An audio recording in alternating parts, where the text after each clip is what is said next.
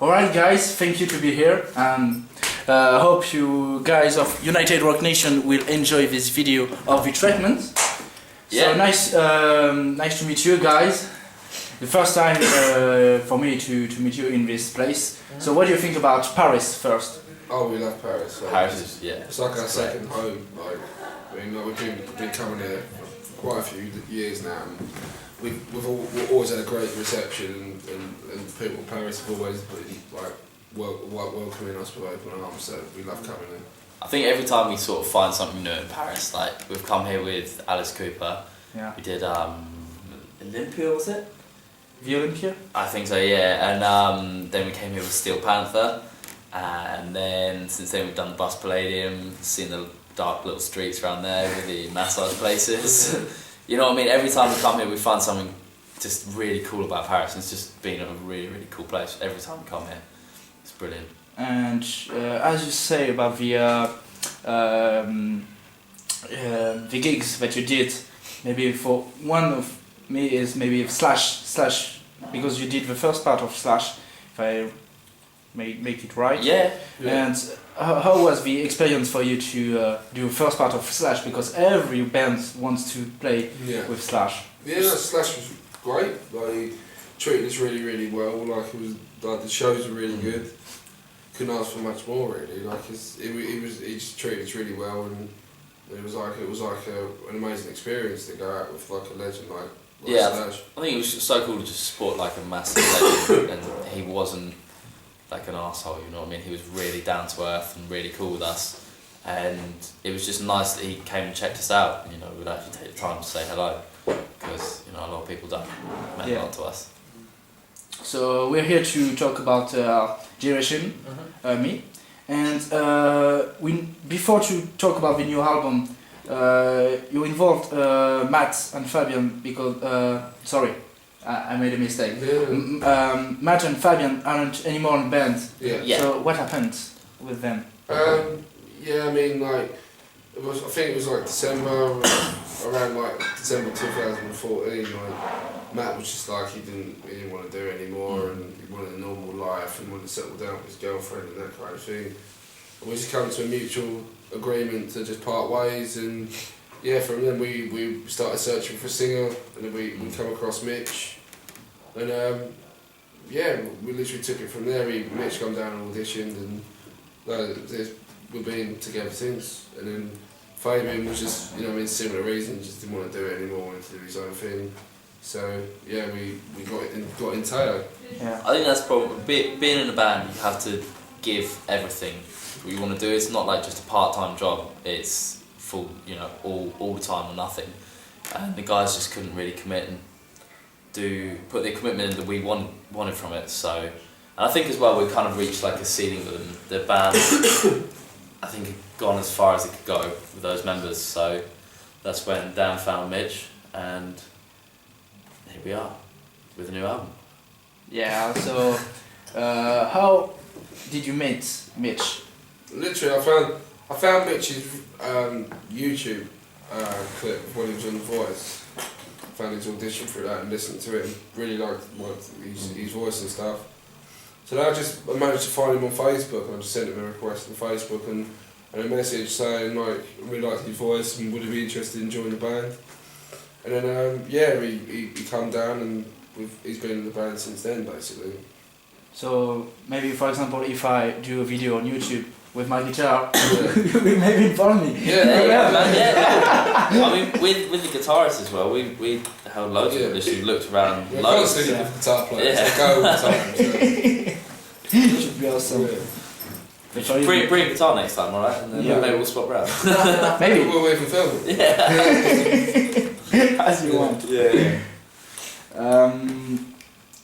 That's another change. You have new record company, and you moved from Spinefarm to Frontiers. What are the reasons for this changement? I think the main reason with Spinefarm is that they just wasn't really doing much for us. Like, it got to the point where, do you know what I mean, we were pretty much a DIY band, you know what I mean, we were basically funding ourselves, you know what I mean, and like, they tried to turn us into a band we wasn't, you know what I mean, they wanted us to try tried to appeal to a different market and go down more like heavier route and stuff. It's just we wanted to make the record we wanted to make. So yeah, we managed to come to an agreement with Spine Farm to kind of part ways. And then that's when Frontiers picked up on us, and they obviously heard the band and liked us, and yeah, we went with Frontiers because they were like, they just had a really kind of opening approach to us, and they wanted to give us like 100% like the creative it's creative force behind control our over album, music, you know what I mean? Yeah, Frontiers are really, to us, a really enthusiastic record label. You know, I mean, if we're organising stuff like tours and press and just the album release in general and general band stuff. They get back to us straight away. They're always like just bursting with like enthusiasm and like just want to be behind the band 100%, which is a rare occurrence in this day and age of the music industry. For new bands, so it's really awesome to be on a record label that actually is like, yes, let's do this. You know what I mean? So Yeah, it's quite different from the last one. yeah, From the maybe from the music songwriting, it's like they use much more methods, whereas Spine Farm, sorry. Yeah. I think just the biggest difference is that Spine Farm didn't really give us full control of what we wanted to do with the band, and whether Frontiers have let us do exactly what we want to do musically with the band. Yeah. And not only that, they believe in that and they support that, and that's what it is. I just don't think Spine Farm understood what we're about. Like they're a label that like fundamentally sign kind of European metal bands. You know what I mean? So it was never really.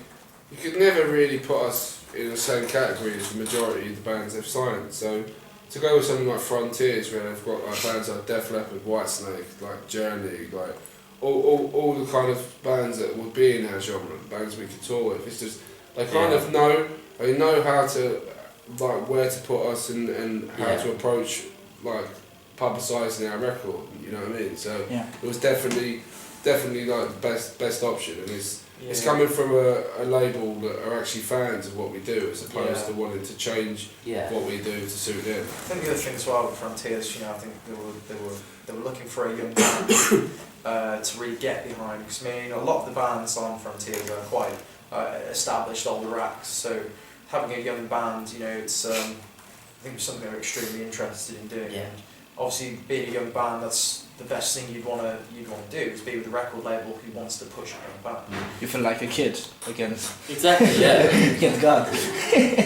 And can you tell us a bit more about with your two new members, the songwriting sessions are different. So maybe they're not so much changed in. We've always been a band who sit down and write all together. Yeah. That's never changed. And with this album, a lot of it had already been written. Well, I say a lot of it, maybe half of it already been written before Mitch and Teo stepped into the band. Like a lot of the songs have sort of already been road tested. We've been playing on tours anyway.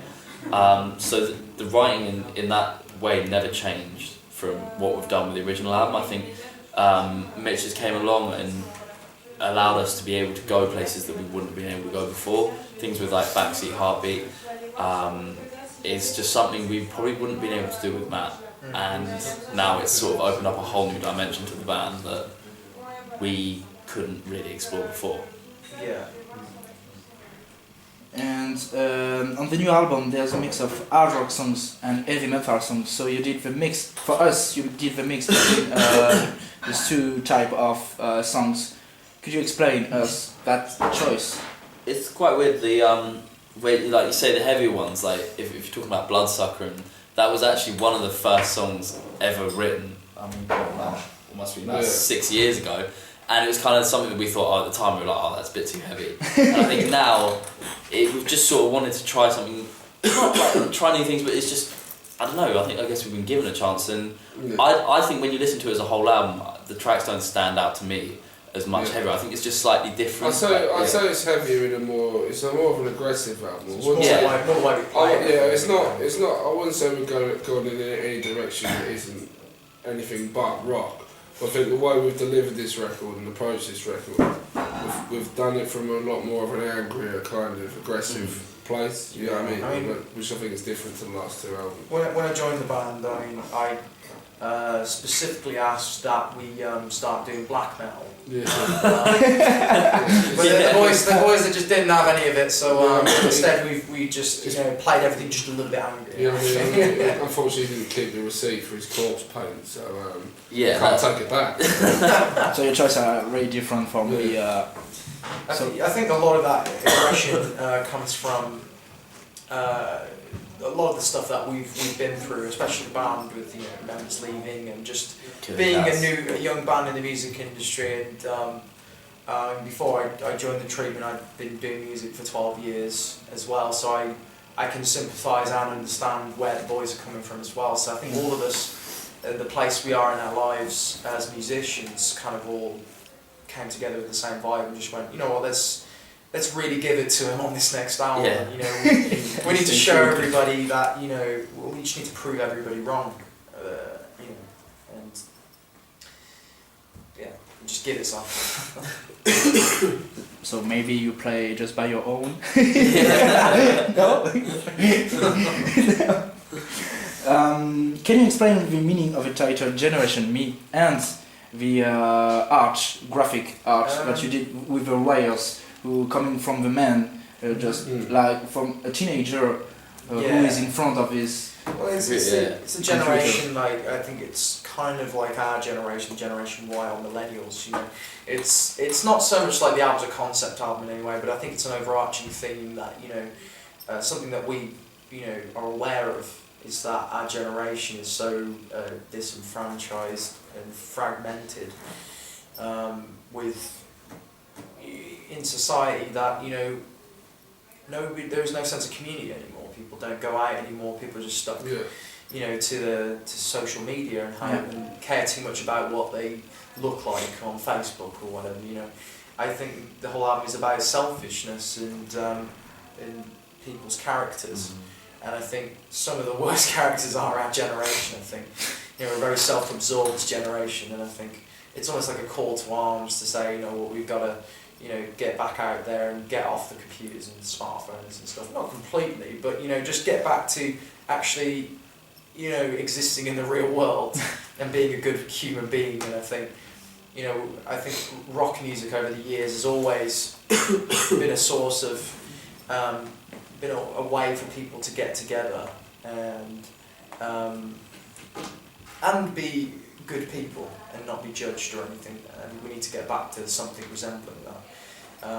So that was the general concept behind Generation Me, which was named after the title track on the album, which is kind of about that. So when we were looking to get artwork done, Frontiers found an amazing artist, and we said we wanted, the album's about this, come up with something.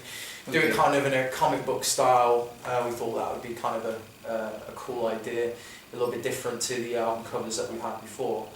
And he came back with a first draft, and it's basically what you'll see on the album cover. We fell in love with it immediately, and we just thought that explains it all. So there's only one artwork for the. There's an array of different colours, man. You can get it in green and yellow. We just decided to stick with what originally was there. So to get back to the Middle Age. Yeah. That's it. We've selected some songs. The first one is Backseat Heartbeat. Brilliant. Sounds different from the other one. So maybe much more pop rock 80s I guess so, songs. So could you explain? Maybe you just explained it before, but maybe about that particular song. Yeah, no, I think that song, it was something we wanted to branch out and do something a little bit different. You know what I mean? And being as that Mitch's voice come along, it was like we thought, what better opportunity to do something a bit different, because before with Matt we couldn't really, I mean he's a great singer, but he was quite one-dimensional and he was only good for the kind of rock stuff.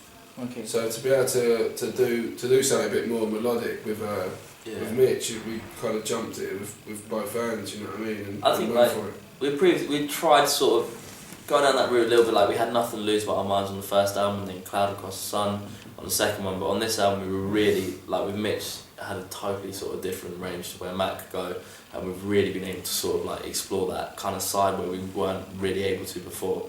But it's been something we'd always wanted to do. I think now we've had the chance to do it, and I think it just came out really well.